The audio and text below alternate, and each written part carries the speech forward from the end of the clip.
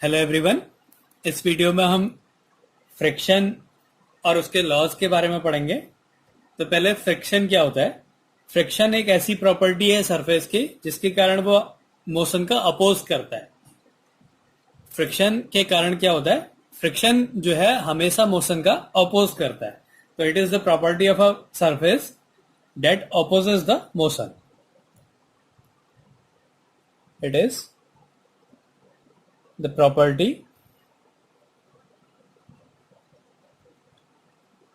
of a surface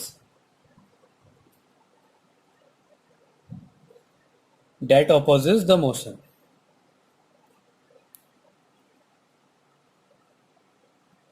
Opposes the motion. तो ये है फ्रिक्शन। अब इसके बाद है फ्रिक्शन के लॉज क्या है। Laws of friction.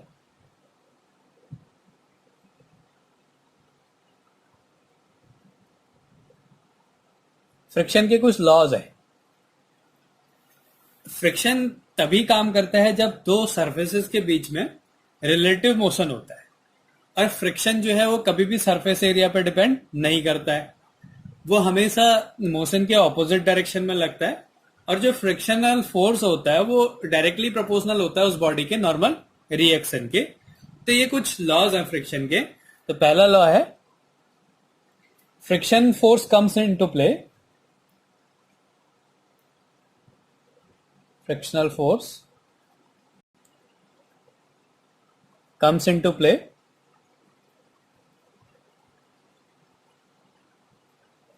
when there is relative motion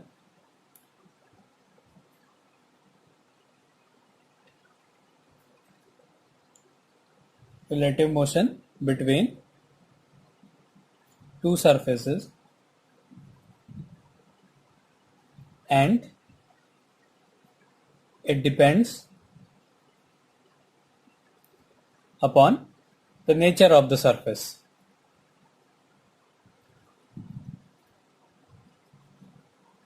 Nature of surface.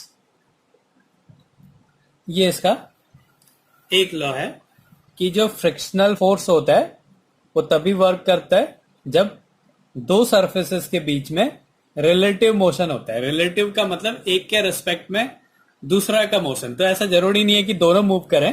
जैसे ये ऑब्जेक्ट है, ये ऑब्जेक्ट इस सरफेस में मूव कर रहा है, ये सरफेस रेस्ट में है, तो ये भी रिलेटिव मोशन है इस सरफेस के रेस्पेक्ट में, इस सरफेस के रेस्पेक्ट में इस ऑब्जेक्ट का जो मोशन है।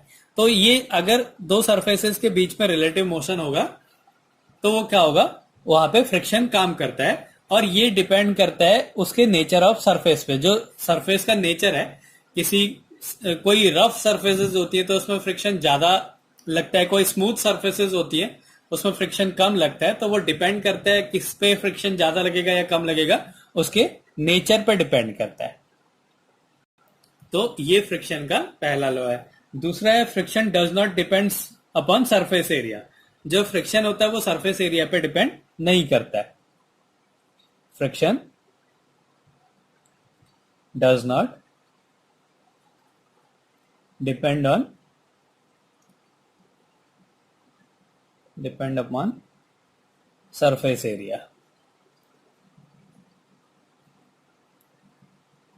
जो फ्रिक्शन होता है वो सरफेस एरिया पे डिपेंड नहीं करता है। तो कभी कभी हम कह देते हैं कि अगर किसी का एरिया बड़ा है तो उसका फ्रिक्शन भी ज्यादा होगा, छोटा सा सरफेस है तो फ्रिक्शन कम होगा, बड़ा सरफेस है तो फ्रिक्शन ज्यादा होगा। लेकिन ऐसा नहीं होता है, वो उसके एरिया पर डिपेंड नहीं करता है। ये इसका दूसरा लॉ है।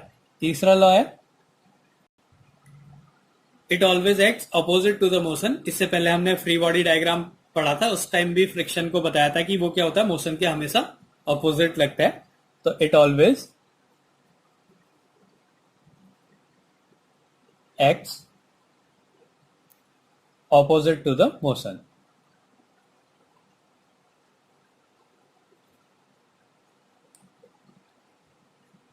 ये इसका लॉ है।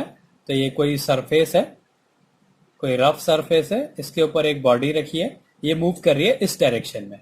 इस डायरेक्शन में फोर्स लग रहा है, कोई अप्लाइड फोर्स, तो इस डायरेक्शन में इसका मोशन है। तो जो फ्रिक्शनल फोर्स होगा इसके ऑपोजिट डायरेक्शन में लगेगा और कांटेक्ट पे लगेगा, तो ये इसका फ्रिक्शन लग रहा है। तो ऐसे ही कोई व्हील है, कोई टायर है, वो ऐसे आगे को मूव कर रहा है, तो मतलब ये जो सरफेस है ये ऐसे मूव कर रही है, तो यहाँ पे क्या है, ये बॉडी पीछे को जा रही है, इसलिए जो फ्रिक्शनल फोर्स लगेगा वो इस डायरेक्शन पे लगेगा। तो जो फ्रिक्शनल फोर्स होता है वो हमेशा अपोजिट डायरेक्शन में लगता है मोशन के। अगला इसका लॉ है, जो फ्रिक्शनल फोर्स होता है वो डायरेक्टली प्रोपोर्शनल होता है नॉर्मल रिएक्शन के। Force of friction is directly proportional to normal reaction. Force of friction is directly proportional to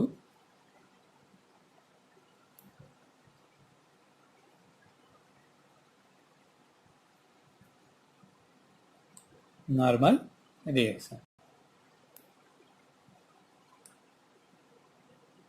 ये अब कोई ऑब्जेक्ट है किसी सरफेस पे, इसका मास m है, तो इसका वेट लगेगा डाउनवर्ड डायरेक्शन में। इसका नॉर्मल रिएक्शन को n से रिप्रेजेंट करते हैं, n या r कुछ भी लिख दो, तो n से रिप्रेजेंट कर रहा हूं, तो ये इसका नॉर्मल रिएक्शन हो गया। अगर इसमें एक अप्लाइड फोर्स लग रहा है इस डायरेक्शन में, तो फ्रिक्शनल फोर्स जो है वो इस डायरेक्शन में लगेगा F, और जो ये फ्रिक्शनल फोर्स होगा ये इसके नॉर्मल रिएक्शन के डायरेक्टली प्रोपोर्शनल होता है, F प्रोपोर्शनल टू n। अब इस प्रोपोर्शनलिटी के साइन को हटाने के लिए एक कांस्टेंट का यूज करना पड़ता है, तो ये होता है म्यू एन, जहां पे जो म्यू होता है उसको बोलते हैं कोफिशिएंट ऑफ फ्रिक्शन। ये जो म्यू है ये है coefficient of friction, coefficient of friction. और यहां से एन की वैल्यू एम जी के इक्वल होती है, क्योंकि ये दोनों एक दूसरे को बैलेंस करते हैं, तो F equals to mu M G भी होता है। तो ये दो फॉर्मूले हैं। ये तो हो गया फ्रिक्शन क्या होता है। फ्रिक्शन हमेशा मोशन का अपोज करता है, ये एक प्रॉपर्टी है किसी भी सरफेस की। कुछ लॉज है फ्रिक्शन के, जो फ्रिक्शन होता है वो हमेशा जब रिलेटिव मोशन होता है सरफेसेस में तो काम करता है। वो उसके नेचर, सरफेस के नेचर पे डिपेंड करता है कि कितना कम या ज्यादा फ्रिक्शन होगा। फ्रिक्शन जो है सरफेस एरिया पर डिपेंड नहीं करता है, वो डिपेंड करता है उसके वेट पे या नॉर्मल रिएक्शन पे। जितना ज्यादा नॉर्मल रिएक्शन होगा उतना ज्यादा फ्रिक्शन होगा, और फ्रिक्शन जो है हमेशा ऑपोजिट डायरेक्शन में होता है मोशन के। अब इसके बाद फ्रिक्शन के कुछ टाइप्स होते हैं। जो फ्रिक्शन है इसके कुछ टाइप्स हैं। तो पहला है इसमें static friction. Static friction, static friction में क्या होता है, जो बॉडी पे जैसे फोर्स लगा है, कोई बॉडी है, यहां पे एक बॉडी मान लिया, ये एक बॉडी है, इसका मास m है, इस पे फोर्स लगा रहे हैं, इस डायरेक्शन में फोर्स लगा रहे हैं, तो ये मूव नहीं कर रहा है। तो इसका मतलब ये नहीं कि इसमें फ्रिक्शन नहीं लग रहा है, इस पे फ्रिक्शन लगेगा, लेकिन क्या है कि जो फ्रिक्शनल फोर्स है वो अप्लाइड फोर्स के इक्वल हो जा रहा है। तो क्या है, ये बॉडी मूव नहीं करेगी, तो इस टाइम इस फ्रिक्शनल फोर्स को बोलेंगे स्टैटिक फ्रिक्शन। ये जो फ्रिक्शन लग रहा है ये स्टैटिक फ्रिक्शन है। तो इस केस में क्या होता है, body move does not move. तो स्टैटिक फ्रिक्शन में क्या होता है, बॉडी मूव नहीं करती है, बॉडी डजंट मूव। अब इसके बाद आता है लिमिटिंग फ्रिक्शन। दूसरा टाइप है इसका limiting friction. Limiting friction, limiting friction में क्या होता है, जैसे ये फोर्स लगाया और ऑपोजिट डायरेक्शन में फ्रिक्शनल फोर्स लग रहा है, ये फोर्स हम इंक्रीज करते जा रहे हैं लेकिन बॉडी मूव नहीं कर रही है। इसका मतलब जो फ्रिक्शनल फोर्स है वो भी इंक्रीज होता जा रहा है। तो इसलिए ये भी बोलते हैं कि जो फ्रिक्शनल फोर्स होता है वो सेल्फ एडजस्टिंग फोर्स होता है, वो खुद को भी एडजस्ट कर लेता है। तो अब एक केस ऐसा आएगा कि अगर हम अप्लाइड फोर्स की वैल्यू थोड़ी सी और बढ़ाते हैं तो ये बॉडी मूव करने लग जाएगा। तो इस केस में क्या, उस टाइम इस फ्रिक्शन को बोलेंगे लिमिटिंग फ्रिक्शन। मतलब जो फ्रिक्शन है उसकी वो वैल्यू जिसके अगर ऊपर अप्लाइड फोर्स लगाया जाता है तो बॉडी मूव करना शुरू कर देती है, लेकिन उतने तक बॉडी मूव नहीं करेगी। तो इसको बोलते हैं हम लोग लिमिटिंग फ्रिक्शन। वो एक लिमिट में आ जाएगा, ये है अबाउट टू मूव। तो लिमिटिंग फ्रिक्शन में क्या होती है, बॉडी मूव करने वाली होती है, अबाउट टू मूव। और थर्ड है इसका काइनेटिक फ्रिक्शन।